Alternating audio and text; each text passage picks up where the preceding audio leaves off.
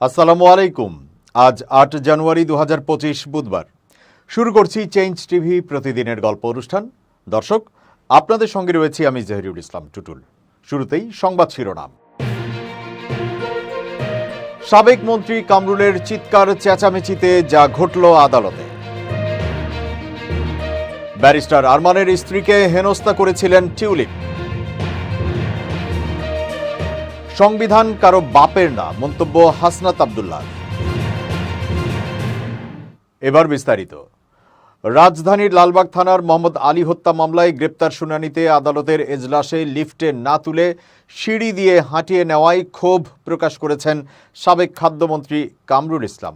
ক্ষোভ প্রকাশ করতে গিয়ে এক পর্যায়ে পুলিশ সদস্যদের সঙ্গে চেঁচামেচি শুরু করে দেন তিনি।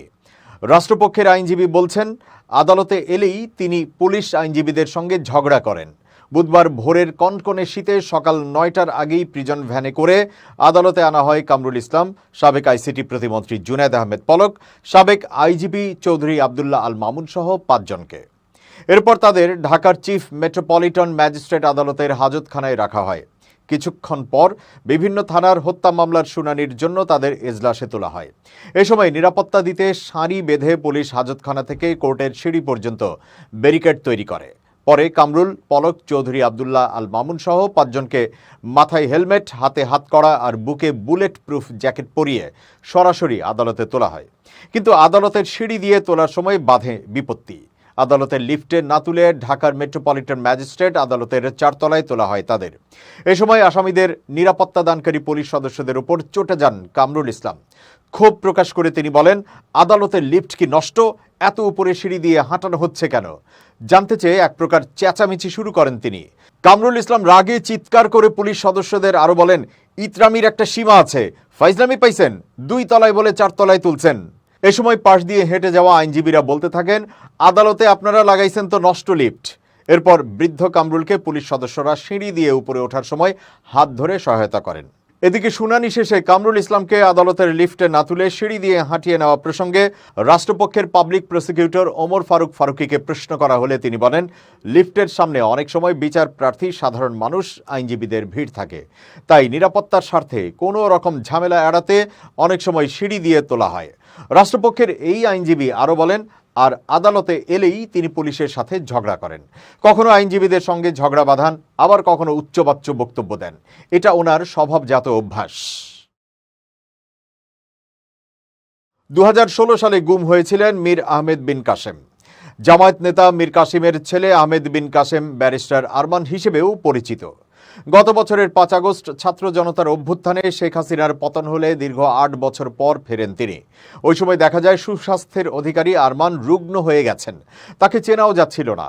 ব্রিটিশ সংবাদ মাধ্যম ফিনান্সিয়াল টাইমস বুধবার জানিয়েছে, নিখোঁজ আরমানের ব্যাপারে ২০১৭ সালে শেখ হাসিনার বোনের মেয়ে টিউলিপকে প্রশ্ন করেছিলেন এক ব্রিটিশ সাংবাদিক। টিউলিপ যেহেতু ব্রিটেনের নাগরিক ও এমপি ছিলেন, তাই ওই সাংবাদিক মনে করেছিলেন হাসিনার কাছে একটি ফোন করলে আরমান হয়তো মুক্তি পেতে পারেন। তবে চ্যানেল 4-এর ওই সাংবাদিকের প্রশ্নে ক্ষিপ্ত হন টিউলিপ। তিনি পরবর্তীতে তার ক্ষমতা ও প্রশাসনকে দিয়ে আরমানের স্ত্রীকে হেনস্থা করেন বলে অভিযোগ রয়েছে। ফিনান্সিয়াল টাইমসকে ব্যারিস্টার আরমান বলেছেন, চ্যানেল 4 প্রতিবেদনটি প্রচার করার কয়েক ঘন্টা আগে আইনশৃঙ্খলা বাহিনী আমার বাড়িতে যায়, আমার স্ত্রীকে চুপ থাকতে বলে, বাইরের দেশের কার কার সঙ্গে আমার স্ত্রীর যোগাযোগ আছে এই ব্যাপারে প্রশ্ন করে, তাকে এমনভাবে হেনস্থা করে যেন কোনো সন্ত্রাসীকে জিজ্ঞাসাবাদ করা হচ্ছে। তিনি আরও বলেন, আমার ব্যাপারে টিউলিপকে জিজ্ঞেস করার বিষয়টি কোনোভাবে যেন শেখ পরিবারকে আঘাত করেছিল, এ কারণে প্রশাসন থেকে এমন আচরণ করা হয়েছিল। চ্যানেল 4-এর সাংবাদিক ২০১৭ সালের ২৫ নভেম্বর টিউলিপ সিদ্দিকের কাছে যান। তাকে ব্যারিস্টার আরমান সম্পর্কে অবহিত করে বলেন, আপনার একটি ফোন কল অনেক পার্থক্য গড়ে দিতে পারে। তখন ওই সাংবাদিকের ওপর চড়াও হন টিউলিপ। তিনি তাকে উল্টো জিজ্ঞেস করেন, আরমান কি তার সংসদীয় আসনের কেউ? তিনি কি ব্রিটিশ? জবাবে সাংবাদিক বলেন, আরমান বাংলাদেশি, তার পরিবার আপনার কাছে একাধিকবার অনুরোধ করেছে কিছু করার জন্য।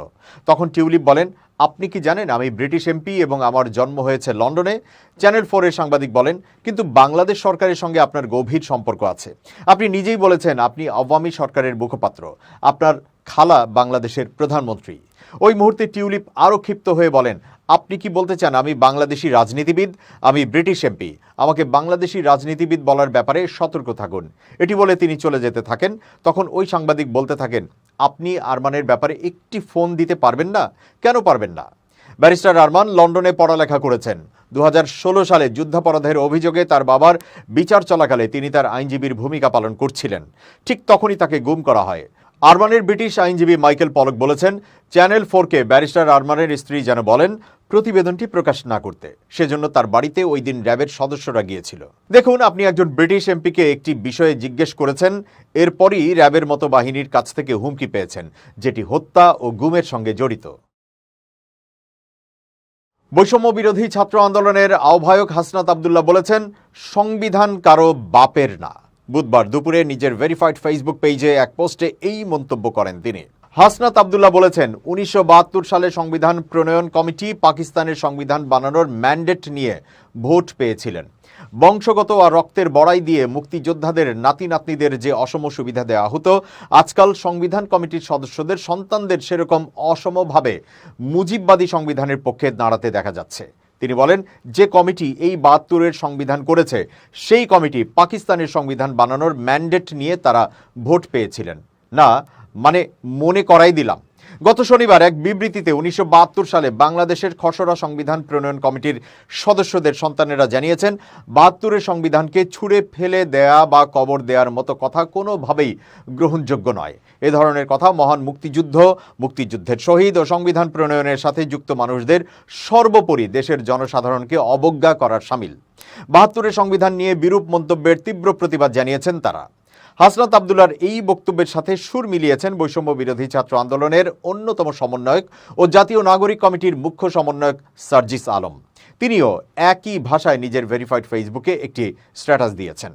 এর আগে 31 ডিসেম্বরের জুলাই বিপ্লবের ঘোষণাপত্র কর্মসূচি ঘিরে 29 ডিসেম্বর একটি সংবাদ সম্মেলন করেছিল বৈষম্য বিরোধী ছাত্র আন্দোলনের নেতারা। রাজধানীর বাংলা মোটরের সংগঠনের কেন্দ্রীয় কার্যালয়ে অনুষ্ঠিত ওই সংবাদ সম্মেলনে হাসনাত আব্দুল্লাহ বলেছিলেন, আগামী 31 ডিসেম্বর নাৎসি বাহিনীর সংগঠন হিসেবে আওয়ামী লীগকে অপ্রাসঙ্গিক ঘোষণা ও মুজিববাদী 72-এর সংবিধানকে কবর দেয়া হবে। পতিত সরকারের সাবেক প্রধানমন্ত্রী শেখ হাসিনার ভিসার মেয়াদ বাড়িয়েছে ভারত। দেশটির কাছে বাংলাদেশ কর্তৃক হাসিনার প্রত্যর্পণের আবেদনের মধ্যেই মেয়াদ বাড়ানোর সিদ্ধান্ত নিল দিল্লি। এই খবর দিয়েছে অনলাইন হিন্দুস্তান টাইমস। এতে বলা হয়, গত বছরের 5 আগস্ট হাসিনা এবং তার দল আওয়ামী লীগের পতনের পর বাংলাদেশ থেকে ভারতে পালিয়ে যান তিনি। এরপর থেকে দিল্লিতে রাজনৈতিক আশ্রয়ে অবস্থান করছেন বাংলাদেশের সাবেক প্রধানমন্ত্রী। এই বিষয়টির সঙ্গে জড়িত একাধিক সূত্রের বরাত দিয়ে গণমাধ্যমটি জানিয়েছে, দিল্লিতে অবস্থানের সুবিধার্থে হাসিনার ভিসার মেয়াদ বাড়িয়েছে ভারত সরকার। ভারতে শরণার্থী বা রাজনৈতিক আশ্রয় প্রার্থীর জন্য সুনির্দিষ্ট কোনো আইন না থাকায় হাসিনাকে ফেরত দেওয়ার বিষয়ে চলা গুঞ্জন প্রত্যাখ্যান করেছে সংশ্লিষ্ট ব্যক্তিরা। ভারতের স্বরাষ্ট্র মন্ত্রণালয় এবং স্থানীয় foreigners regional registration office Sheikh হাসিনার ভিসার মেয়াদ বাড়ানোর এই প্রক্রিয়ায় যুক্ত ছিল। তবে তাকে রাজনৈতিক আশ্রয় দেওয়া নিয়ে যে গুঞ্জন রয়েছে সেই কথাও অস্বীকার করা হয়েছে। ভারতের কাছে হাসিনাকে প্রত্যর্পণের জন্য বাংলাদেশের অনুরোধে সাড়া দেওয়ার সম্ভাবনা খুব কম বলে এর আগে উল্লেখ করেছিল হিন্দুস্তান টাইমস। কেননা ঢাকা হাসিনাকে ফেরত নেয়ার জন্য এখনো চূড়ান্ত আনুষ্ঠানিকতা সম্পন্ন করেনি। এদিকে মঙ্গলবার সন্ধ্যায় হাসিনা সহ আরও 97 জনের পাসপোর্ট বাতিলের ঘোষণা দিয়েছে বাংলাদেশ। জুলাই গণ অভ্যুত্থানে জোরপূর্বক গুম এবং হত্যার দায়ে তাদের বিরুদ্ধে এই সিদ্ধান্ত নিয়েছে ঢাকা। ভারত সরকার কর্তৃক হাসিনার ভিসার মেয়াদ বাড়ানোর কথা এমন সময় এসেছে যখন বাংলাদেশে গণহত্যা এবং মানবতা বিরোধী অপরাধের সঙ্গে অভিযুক্ত ব্যক্তিদের জন্য গঠিত আন্তর্জাতিক অপরাধ ট্রাইব্যুনাল 6 জানুয়ারি হাসিনার বিরুদ্ধে দ্বিতীয়বারের মতো গ্রেপ্তারি পরোয়ানা জারি করেছে। আগামী 12 ফেব্রুয়ারির মধ্যে হাসিনা সহ আরও 11 জনকে ট্রাইব্যুনালে হাজির করার নির্দেশ দেওয়া হয়েছে। এছাড়া বিডিআর হত্যাকাণ্ডের ঘটনায় গঠিত জাতীয় স্বাধীন তদন্ত কমিশনের প্রধান মেজর জেনারেল অবসরপ্রাপ্ত আ.ল.ম ফজলুর রহমান বলেছেন, 2009 সালে পিলখানায় 74 জনকে হত্যাযজ্ঞের তদন্তের অংশ হিসেবে হাসিনাকে জিজ্ঞাসাবাদ করতে ভারতে যেতে চান তারা। হিন্দুস্তান টাইমস বলছে, ঢাকার বর্তমান পদক্ষেপগুলোকে হাসিনার প্রত্যর্পণের জন্য ভারতের উপর বাংলাদেশের অন্তর্বর্তী সরকারের ক্রমবর্ধমান চাপ সৃষ্টির প্রয়াস হিসেবে দেখা হচ্ছে। হাসিনা কোথাও আশ্রয় চেয়েছেন বা তার ভিসা প্রত্যাহার করা হয়েছে এমন খবর প্রত্যাখ্যান করেছেন তার ছেলে সজীব ওয়াজেদ জয়। গত বছরের আগস্টে ভারতীয় বার্তা সংস্থা ANI-কে দেয়া সাক্ষাৎকারে জয় বলেছেন কেউ তার ভিসা বাতিল করেনি, তিনি কোথাও রাজনৈতিক আশ্রয়ের আবেদনও করেননি। এসব কথা গুজব বলে দাবি করেছেন জয়।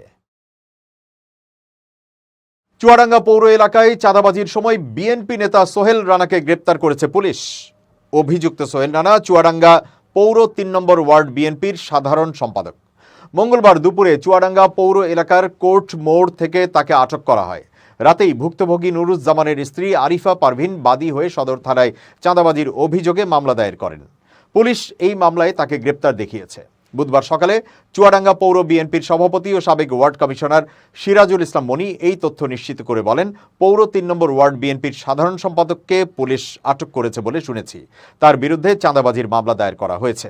দলীয় শৃঙ্খলা পরিপন্থী কোনো কাজে যদি তিনি জড়িত থাকেন তাহলে তার বিরুদ্ধে সাংগঠনিক ব্যবস্থা নেওয়া হবে। এ সময় তিনি বিএনপি নেতাকর্মীদের সতর্ক করে বলেন, চুয়াডাঙ্গাতে কোনো বিএনপি নেতাকর্মী দলীয় প্রভাব খাটিয়ে বা দলের নাম ভাঙিয়ে যদি কোনো ধরনের অপরাধমূলক কর্মকাণ্ড করেন তাহলে তার দায় দল নেবে না। তাকে দল থেকে বহিষ্কার করা সহ তার বিরুদ্ধে আইনগত ব্যবস্থা গ্রহণ করা হবে। পুলিশ জানায়, চুয়াডাঙ্গা পৌর এলাকার মুক্তিপাড়ার নুরুজ্জামান নামে একজন ব্যক্তি বাড়ি নির্মাণ করছেন। গত ৫ আগস্টের পর থেকে সোহেল রানা সহ ১০ থেকে ১২ জনের একদল চাঁদাবাজ চক্র তার নির্মাণাধীন বাড়ির সামনে গিয়ে কাজ বন্ধ করে দেওয়ার হুমকি দিয়ে বিভিন্ন সময়ে মোটা অঙ্কের চাঁদা দাবি করে আসছিলেন। চাঁদা না পেয়ে অভিযুক্তরা ৬ গাড়ি ইট ও ২ টন রড এবং ৩০ সিএফটি কাঠ জোরপূর্বক নিয়ে যায়। হুমকি দিয়ে যায়, বিষয়টি যদি নুরুজ্জামান তার আত্মীয় স্বজন ও প্রতিবেশীদের জানায় তাহলে তার পরিবারের সদস্যদের ক্ষতি করবে। গত ৬ জানুয়ারি আবারও জোর করে ২,০০০ ইট নিয়ে যায় ওই চাঁদাবাজ চক্রটি। পরে ভয় পেয়ে নুরুজ্জামান বাড়ি করার বাকি ৬০,০০০ ইট অন্য জায়গায় বিক্রি করে দেন। মঙ্গলবার ওই ইট ট্রাকযোগে সরানোর সময় সোহেল রানা সহ কয়েকজন বাধা দিয়ে বলে ১০ লাখ টাকা চাঁদা না দিলে ইট সরাতে দেবে না তারা। পরে বিষয়টি নুরুজ্জামান পুলিশকে জানায়। এবার খুব জরুরি ১ মিনিট জানাচ্ছেন ইউনেস্কো ক্লাব পুরস্কার বিজয়ী সাংবাদিক আমিরুল মোমিনিন মানিক। খুব জরুরি ১ মিনিটে প্রত্যেককে আমন্ত্রণ। প্রিয় বন্ধুরা, আপনারা কি বলতে পারবেন এই পৃথিবীতে কোন ধরনের মানুষ সবচেয়ে সুখী? এই পৃথিবীতে সবচেয়ে সুখী হচ্ছে কৃতজ্ঞ মানুষ। যারা আল্লাহর প্রতি কৃতজ্ঞ থাকেন তারা সবচেয়ে সুখী হন। আপনি প্রতি রাতে ঘুমানোর আগে চিন্তা করবেন, আজকে সারা দিন কারা আমার উপকার করেছে, কারা আমার জীবনে অবদান রেখেছে, তাদের প্রতি কোনো না কোনোভাবে কৃতজ্ঞতা প্রকাশ করুন। প্রতিনিয়ত এই যে আলো বাতাস পাচ্ছেন, এর জন্যে আপনি আল্লাহর কাছে তো কৃতজ্ঞ বটেই, আবার দৈনন্দিন কাজ করতে গিয়ে অনেকেই আপনাকে সহযোগিতা করছেন, ভালোবাসছেন অথবা অনুপ্রেরণা দিচ্ছেন। সময় মতো তাদেরকে জানিয়ে দিন যে আপনি তাদের এই আচরণে কৃতজ্ঞ, এই সহযোগিতায় আপ্লুত। কারণ কৃতজ্ঞ মানুষই জীবনে টিকে থাকে, লড়াইয়ের শেষ পর্যন্ত বিজয়ী হয়। ভালো থাকবেন, শুভেচ্ছা নিরন্তর। এবার দেশের বাইরের প্রসঙ্গ। ১ বছর পেরিয়ে গেছে ইসরায়েল বনাম হামাস যুদ্ধের। এর মধ্যেই আসার কথা শোনালো হামাস বাহিনী। ৩৪ জন পণবন্দীকে ছাড়তে চলেছে তারা। ইসরায়েলের সাথে সম্ভাব্য যুদ্ধবিরতি চুক্তির প্রথম পর্যায়ে ফিলিস্তিনি গোষ্ঠী হামাসের একজন সিনিয়র কর্মকর্তা বিবিসির সাথে ৩৪ জন পণবন্দীর একটি তালিকা শেয়ার করেছেন। পণবন্দীদের মধ্যে কতজন বেঁচে আছেন তা স্পষ্ট নয়। ২০২৩ সালের ৭ অক্টোবর ইসরায়েলে হামাসের আক্রমণের সময় ২ জন বাদে বাকি সবাই ধরা পড়েছিল। তালিকায় ১ বছরের শিশু যেমন রয়েছে, তেমনি রয়েছেন ৮৬ বছরের বৃদ্ধ। এর মধ্যে এমন শিশুও রয়েছে যাদের মনে করা হয়েছিল ইসরায়েলি বিমান হামলায় নিহত হয়েছে। অসুস্থ বলে দাবি করা বেশ কয়েকজনও সেই তালিকায় রয়েছেন। যদিও ইসরায়েলের প্রধানমন্ত্রী বেনিয়ামিন নেতানিয়াহুর কার্যালয়ে হামাস কর্তৃক ৩৪ জন পণবন্দীকে মুক্তি দেবার বিষয়টি অস্বীকার করেছে। তারা জানিয়েছে, মিডিয়ায় প্রকাশিত পণবন্দীদের কোনো তালিকা হামাসের তরফে ইসরায়েলে পাঠানো হয়নি। তবে ২০২৪ সালের জুলাইয়ের প্রথম দিকে ইসরায়েল থেকে মধ্যস্থতাকারীদের পাঠানো হয়েছিল। অপহৃতদের অবস্থা সম্পর্কে ইসরায়েল হামাসের কাছ থেকে কোনো তথ্য পায়নি। ব্রিটিশ ইসরায়েলি এমিলি দামারি, যাকে ৭ অক্টোবর কিবুৎজ কাফার আজার থেকে গুলি করে নিয়ে যাওয়া হয়েছিল, হামাসের তালিকায় তার নাম রয়েছে। ১৯ বছরের লিরি আলবাগের নাম রয়েছে সেখানে, যিনি সপ্তাহান্তে হামাসের পোস্ট করা একটি ভিডিওতে উপস্থিত ছিলেন। সেখানে তার সরকারকে একটি চুক্তি করার জন্য অনুরোধ করতে দেখা গেছে লিরিকে। এছাড়াও তালিকায় রয়েছেন ২ ভাই কেফির বিবাস এবং তার দাদা এরিয়েল, যাদের তাদের পিতামাতার সাথে পণবন্দী করা হয়েছিল। হামাস এর আগে বলে এসেছে যে শিশুরা ইসরায়েলি বিমান হামলায় নিহত হয়েছে। জিম্মিদের পরিবার এক বিবৃতিতে বলেছে যে তারা তালিকাটি দেখে গভীরভাবে উদ্বিগ্ন ও ব্যথিত। হামাসের এক কর্মকর্তা বার্তা সংস্থা রয়টার্সকে বলেছেন, ইসরায়েলি জিম্মিদের ফেরত দেওয়ার যে কোনো চুক্তি নির্ভর করবে ইসরায়েলের গাজা থেকে সরে যাওয়ার চুক্তি এবং স্থায়ী যুদ্ধবিরতি বা যুদ্ধের অবসানের ওপর। নাম প্রকাশ না করার শর্তে ওই কর্মকর্তা বলেছেন, এখনো পর্যন্ত যুদ্ধবিরতি বা যুদ্ধ প্রত্যাহারের বিষয়ে ইসরায়েল কোনো পদক্ষেপ নিতে এগিয়ে আসেনি। দর্শক, শেষ করছি প্রতিদিনের গল্পের আজকের গল্প। changetv.press বাংলাদেশের ইউটিউব জার্নালিজমের অগ্রদূত। ভিজিট করুন এর ওয়েবসাইট www.changetv.press, youtube.com/changetvpress এবং সাবস্ক্রাইব করুন চ্যানেলটি। নিয়মিত লাইক, কমেন্ট ও শেয়ার করে আপডেট রাখুন নিজেকে। ভালো থাকুন, নিরাপদে থাকুন। শুভেচ্ছা নিরন্তর।